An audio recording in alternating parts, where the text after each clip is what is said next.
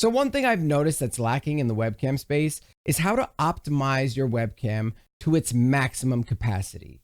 I see all these, comparisons, and this is the default settings, and this is what it looks like out of the box, but nobody really pushes it with lighting, with LUTs, with editing, with depth of field mapping, which you can use through different programs like XSplit and OBS. So what I wanted to do is I wanted to create the optimal setting for these webcams to push it to the furthest limit it can. And right now, that's what you're looking at. You're looking at what I believe to be the optimal settings for the Logitech Brio. And what I'm going to do now is I'm going to break it down and show you how I got here.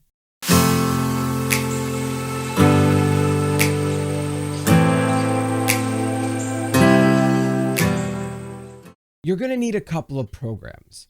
There is OBS, which is a free open source broadcasting service, or you can get XSplit, which is a paid service. I use XSplit because I find that they have some of the better add-ons. One of the add-ons is Webcam, which is allowing me to see this blur. Now, if I were to adjust that blur, you can see it in real time here. If I were to adjust that blur, it can get a little wonky. Yeah, this is too much.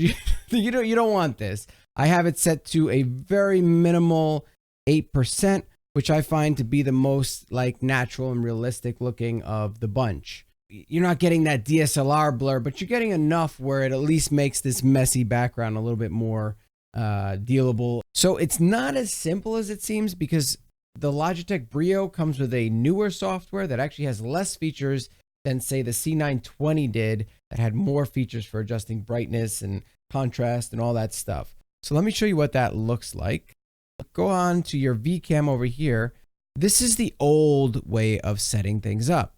You had brightness, contrast, saturation, sharpness, white balance. You had everything. Backlight comp and gain don't work anymore. But you have zoom as well. So you can zoom out to that nice ultra wide, or you can zoom it in. I keep it around 111 because that's a nice, this is good because it gives me, full extending motion. But if you were streaming to an audience, you might want to get a little closer or closer. Anyway, you get the point there. But yeah, I like it right around 111. Exposure, you want to uncheck that, and you want to always keep it at -5, because if you keep that checked, I have found that the exposure tries to compensate over and over and over again, and it makes a wobbly effect with the lighting. So it'll constantly be flashing. As if I put my hand here, it'll flash. So here, I'll show you. So see, dark, bright, dark, bright. So it's white balancing, it's exposure balancing for my hand or any motion in the scene. And that's a problem. So you want to uncheck that, and then it won't do that.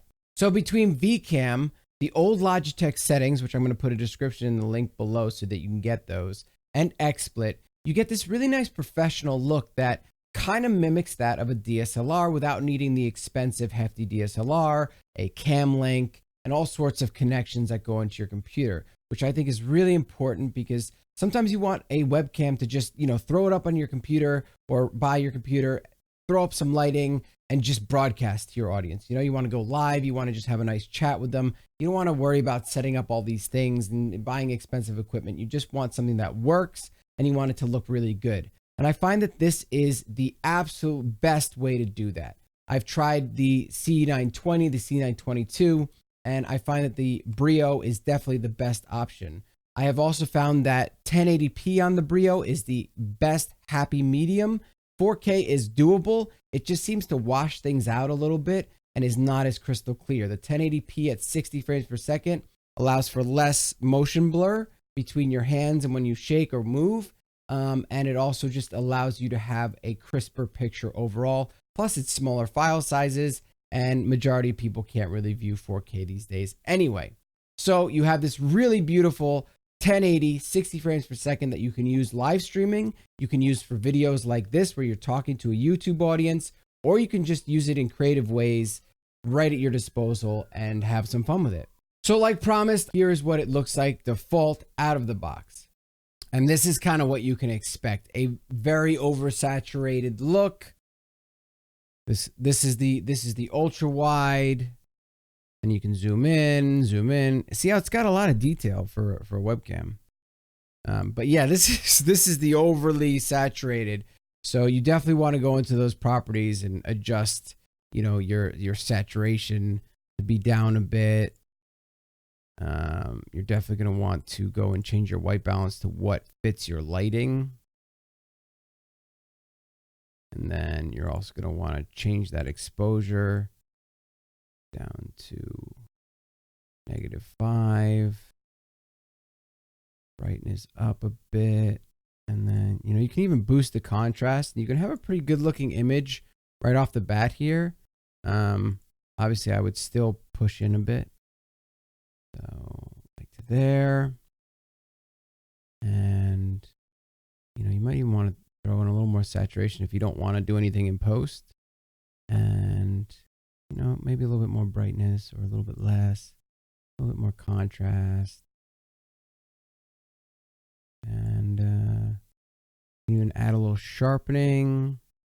And there you go. I mean, this looks pretty good as is, but if you want to push it to the next level, that's exactly what we wanted to do. You want to add that blur to the background like that.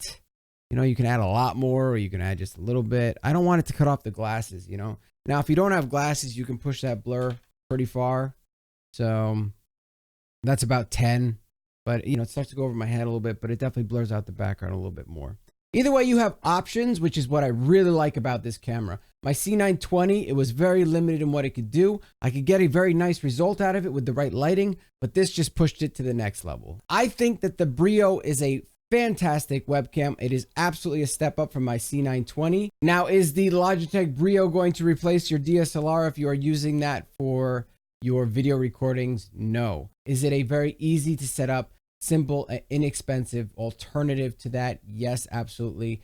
And if you're traveling or if you need a quick setup, I think the Brio is the best option out of all of the Logitech lineups right now. If you're doing videos like this, if you're doing videos where, you know, you're live streaming and you're just a little head like this in the corner of your screen, do I think you need this? Probably not. You could probably go with the C922 by Logitech, and then you have a couple more options. It's 720p. 60 frames per second, and it does the automatic green screening, so it'll cut you out better.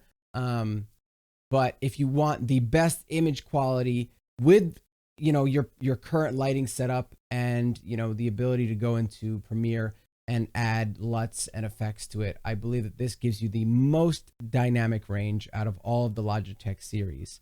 One thing I'm sure you're going to be asking is, what is your lighting setup? I have one light up here above me shooting down, and then I have another light to my left shooting this side to fill my face. I will put a link to the description of how I set up my lighting.